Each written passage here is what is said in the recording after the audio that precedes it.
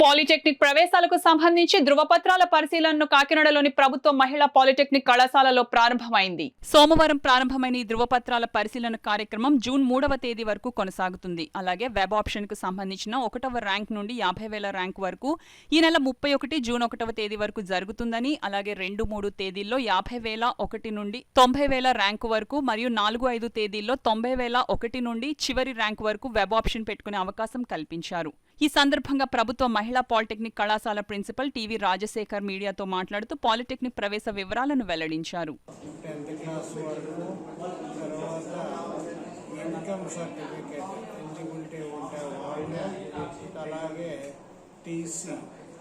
మరియు EWS economically backward candidates ఆ సర్టిఫికేట్ని కూడా తీసుకొని ఒక సెట్ జెరాక్స్ ఒరిజినల్ తీసుకొని కట్టినటువంటి రిసీట్ తోటి ఈ కౌన్సిలింగ్ సెంటర్కి వస్తే రిజిస్ట్రేషన్ చేసి వాళ్ళ యొక్క సర్టిఫికేట్స్ ఒరిజినల్తో వెరిఫై చేసి అన్నీ సవ్యంగా ఉంటే సర్టిఫికేట్ ఎక్నాలజ్మెంట్ ఇచ్చి పంపించడం జరుగుతుంది. ఇచ్చినటువంటి షెడ్యూల్ ప్రకారం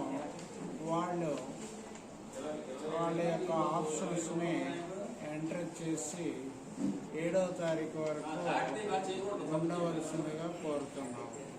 31 నుండి 1వ తారీఖు వరకు 50,000 ర్యాంక్కి, 2-3 తారీఖుల్లో 90,000 వరకు, 4-5 తారీఖుల్లో చివరి ర్యాంకు వరకు ఆప్షన్స్ ఎంటర్ చేయడానికి అవకాశం ఇవ్వబడుతుంది. మరియు 5వ తారీఖున వాళ్ళు పెట్టుకున్నటువంటి ఆప్షన్స్ని చేంజ్ చేసుకోవడానికి ఒక అవకాశం ఇవ్వబడుతుంది.